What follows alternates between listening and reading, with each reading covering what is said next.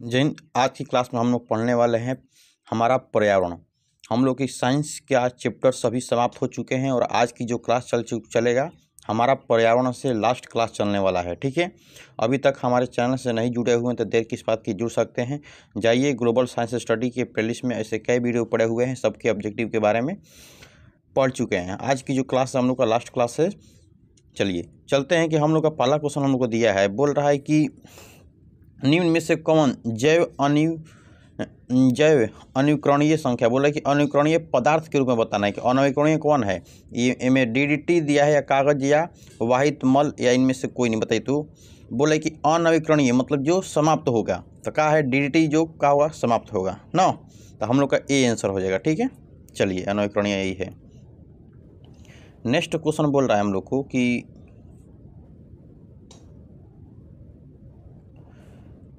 Ozone परत पाई जाती है, बताइए। हम लोग का जो ओजोन परत होती है कहाँ पाई जाती है, स्ट्रेटोस्फीयर में या एक्सोस्फीयर में या आयनिस्फीयर में या ट्रोपोस्फीयर में, बताइए। तो स्ट्रेटोस्फीयर को ही बोलते हैं हम लोग संताप मंडल, क्या बोलते हैं, संताप मंडल बोलते हैं ना। इसी में हम लोग को ओजोन परत पाया जाता है। ओजोन में अगर पूछता है कि जो ओजोन का सूत्र क्या होता है तो O3 होता है ना। कभी कल ये भी पूछता है कि ओजोन की अणुओं की संख्या कितना है, तो अणुओं की संख्या कितना हम लोग का 3 है। याद रखिएगा, इसको कई बार एग्जाम में पूछा हुआ है। ठीक है, चलिए नेक्स्ट क्वेश्चन पे चलते हैं। 3 नंबर क्वेश्चन हम लोग का बोल रहा है कि निम्न में से कौन एक जलीय आहार श्रृंखला है, बताइए। जलीय आहार श्रृंखला का बताना है, घास, बकरी या शेर या शैवाल, जलीय कीट या मछली। देखिए बोल रहा है कि जलीय, बोल रहा है जलीय मतलब क्या है, में शैवाल आ गया, जलीय कीट आ गया, मछली, यही ना होगा हम लोग को। यहाँ पे घास आ गया, घास से मतलब रहा है जहाँ जहाँ घास हुई तो स्थलीय हो गया, लेकिन शैवाल क्या एक जलीय है, जलीय जटिल कीट या मछली। इसी प्रकार हम लोग का जीवन का भी निर्माण हुआ था ना। ठीक है, तो हम लोग का क्या हो जाएगा, बी होगा आंसर। ठीक है, चलिए नेक्स्ट क्वेश्चन पे चलते हैं। 4 नंबर पे आ रहा है हम लोग का। चलिए 4 नंबर क्वेश्चन पे चलते हैं कि निम्नांकित में से किसे आप उपभोक्ता की श्रेणी में रखते हैं, बताइए।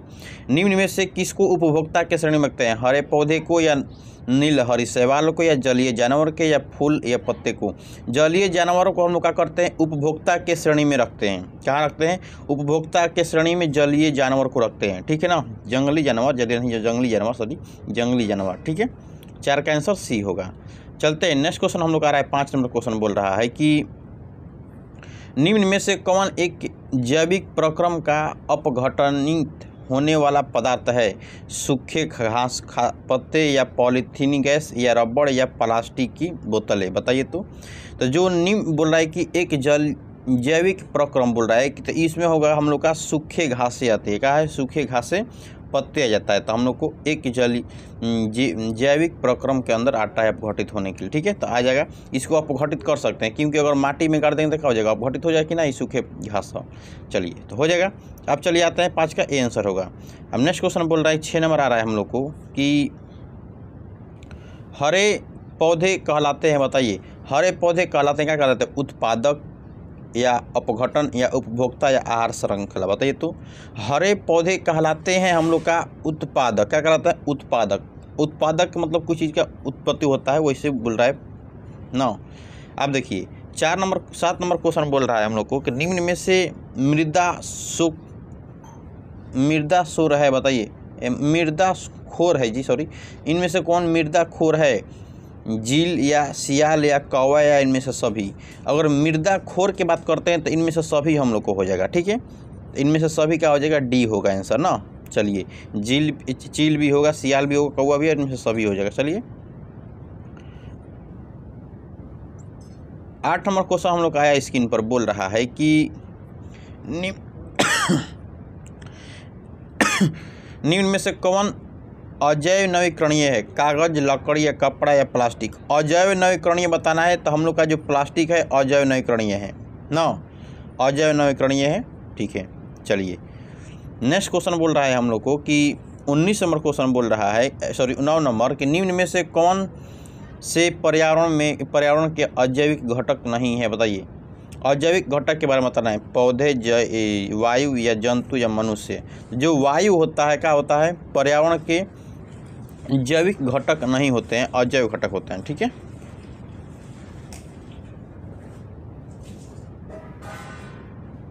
चलिए 10 नंबर क्वेश्चन हम लोग को बोल रहा है कि निम्न में से कौन सा जैव अनवीकरणीय प्रदूषण है। जैव अनवीकरणीय प्रदूषण के बताना है कि गोबर गैस या प्लास्टिक, पानी या कागज। तो प्लास्टिक क्या है, अनवीकरणीय प्रदूषण है ना, प्लास्टिक एक समय में समाप्ति हो जाएगा हम लोग का प्लास्टिक। ठीक है, तो 10 का बी होगा आंसर। अब नेक्स्ट क्वेश्चन बोल रहा है कि 11 नंबर बोल रहा है कि प्राकृतिक में ऊर्जा का मुख्य स्रोत क्या है।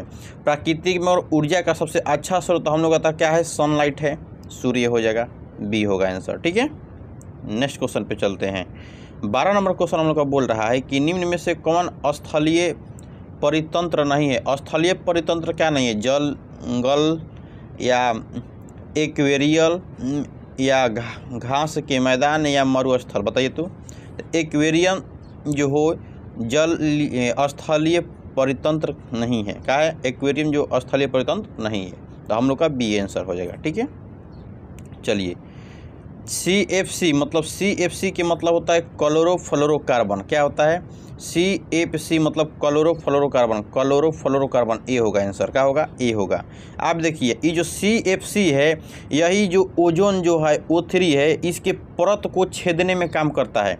मतलब कि परत की, ओजोन के परत को खराब करने में काम करता है। और ओजोन जो हम लोग का जो परत है, सूर्य से आने वाले अल्ट्रावायलेट किरणों को, जो हानिकारक किरणों को रोकने का काम करता है। क्या करता है, रोकने का काम करता है। यही CFC क्या कर ओजोन को हटा रहा है। तो ये हानि हो रहा है कि नहीं। CFC निकलता कहाँ है, बड़े बड़े उद्योगों के जो धुएं निकलते हैं उसमें CFC क्लोरोफ्लोरोकार्बन होते हैं। जिस प्रकार हम लोग को घर में देखे हैं, इस फ्रिज का यूज़ करते हैं, तो फ्रिज में भी हम लोग का होता है क्लोरोफ्लोरोकार्बन होता है समझ में, और समझ में आया होगा, फ्रिज में भी क्लोरोफ्लोरोकार्बन होता है। अब देखिए बोला है कि मृत शरीर को पचाने वाले जीव होते हैं, बताइए। मृत शरीर को पचाने वाले जीवों को क्या कहते हैं, उत्पादक कहते हैं, अपघटक जीव कहते हैं, स्वपोषी कहते हैं, या परभोक्ता बोलते हैं, बताइए तो। अपघटक जीव बोलते हैं, क्या बोलते हैं, अपघटक जीव बोलते हैं ना, इसको अपघटक जीव बोलते हैं। ठीक है, चलिए आप बोल रहा है 15 नंबर क्वेश्चन हम लोग का आ गया कि वनों की अधिक कटाई का परिणाम होगा, बताइए। कम वर्षा या भूस्खलन या भूमि अपरदन तथा बाढ़, इनमें से सभी, बताइए तो। इनमें से सभी होगा।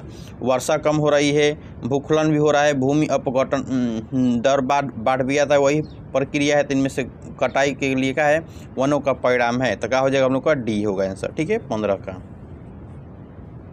16 नंबर क्वेश्चन बोल रहे हैं हम लोग कि जैव वातावरण में शामिल है, बताइए। जैव वातावरण में शामिल है, बताइए। जैव वातावरण में शामिल है मृदा, जल, वायु। मृदा, जल, वायु, जंतु, पौधे तथा मनुष्य, सूर्य का प्रकाश या वायु या वर्षा, इनमें से कोई नहीं।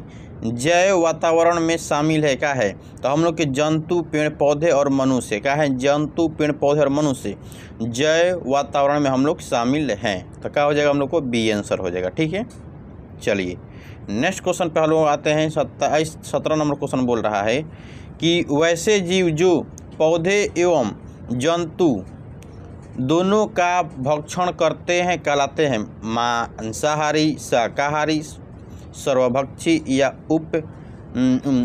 उभयचर, बताइए तो।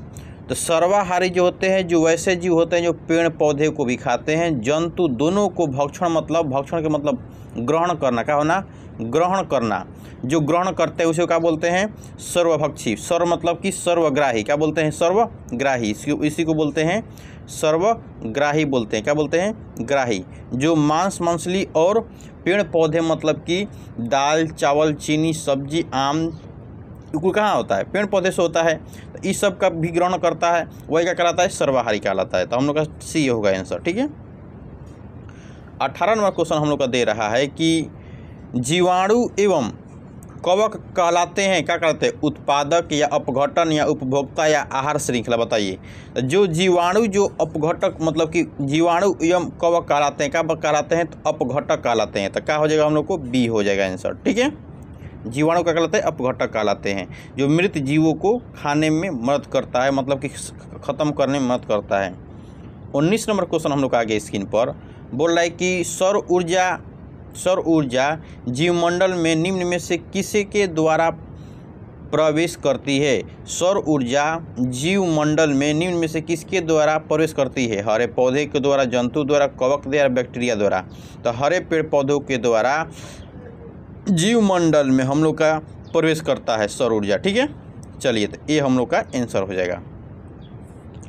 अब बोल रहा है कि 20 नंबर क्वेश्चन आ रहा है कि ओजोन परत महत्वपूर्ण है क्योंकि वह अवशोषित करता है। क्या चीज़ को अवशोषित करता है?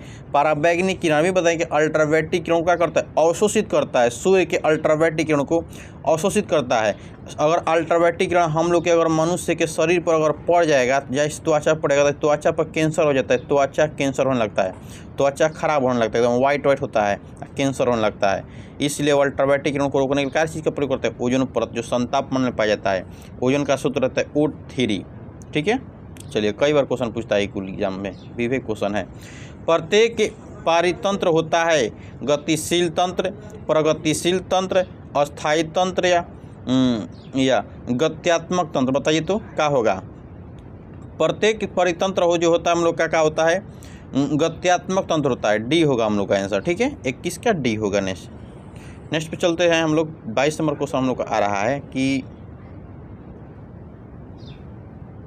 चलिए कि पर्यावरण मुख्य रूप से कितने घटकों का बना होता है? जो पर्यावरण होता है मुख्य रूप से कितने घटकों का बना होता है? 1 2 3 4। बताइए तो जो 2 घटकों के मिलकर बना होता है। जो पर्यावरण होता है कितने घटकों से मिलकर बना होता है? तो 2 घटकों से मिलकर बना होता है। ठीक है, 22 का बी होगा आंसर।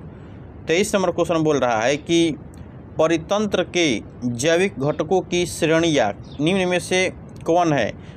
परितंत्र के जैव घटकों की श्रेणियाँ निम्न में से कौन है? उत्पादक, उपभोक्ता या अपघटन, या इनमें यह सभी। मतलब यह सभी हम लोग का आंसर हो जाएगा। क्या होगा? तो यह सभी हम लोग को उत्पादक भी है, उपभोक्ता या अपघटन, इनमें से सभी हो जाता है। डी हम लोग का आंसर हो जाएगा। ठीक है, चलिए आप 24 नंबर क्वेश्चन हम लोग का आ गया। बोल रहा है कि ऑक्सीजन सभी प्रकार के वायवीय जीवों के लिए आवश्यक है, जबकि ओजोन एक द्रव है, घातक विष है, अक्रिय धातु है, या सभी गलत है? बताइए तो ये घातक विष है।